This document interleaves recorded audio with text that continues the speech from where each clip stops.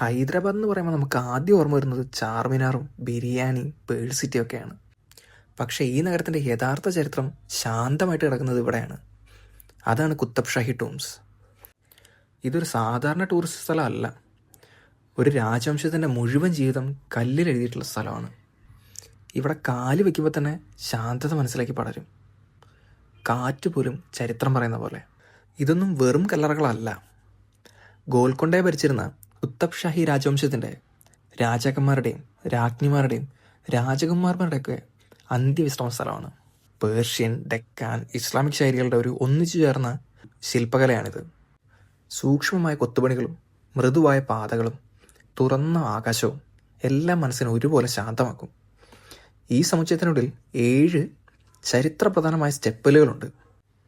അന്നത്തെ ജലസംരക്ഷണ വിജ്ഞാനത്തിൻ്റെ അത്ഭുതകരമായ ഉദാഹരണങ്ങളാണിവ. 16-ാം നൂറ്റാണ്ടിൽ കുത്തബ് ഷാഹി രാജാക്കന്മാർ തങ്ങളുടെ ഭരണകാലത്ത് തന്നെ ഈ ടൂമ്പുകളുടെ നിർമ്മാണം ആരംഭിച്ചിട്ടുണ്ടായിരുന്നു. ജീവിതത്തിന് ശേഷം പോലും തങ്ങളുടെ പൈതൃകം നിലനിൽക്കണം എന്ന ആഗ്രഹത്തോടെയായിരുന്നു ചെയ്തത്. കാലക്രമേണ ഈ മഹത്തായ സ്മാരകം അവഗണനയിലും നിശബ്ദതയിലും മറഞ്ഞുപോയിരുന്നു. പക്ഷേ ഈ അടുത്ത കാലത്താണ് തെലങ്കാന സർക്കാരും ആക്ക ഖാൻ ട്രസ്റ്റ് ഫോർ കൾച്ചറും ചേർന്ന് ഇതിൻ്റെ പുനരുദ്ധരണം നടപ്പാക്കിയത്, ഈ സ്ഥലത്തിന് വീണ്ടും ജീവൻ നൽകിയത്.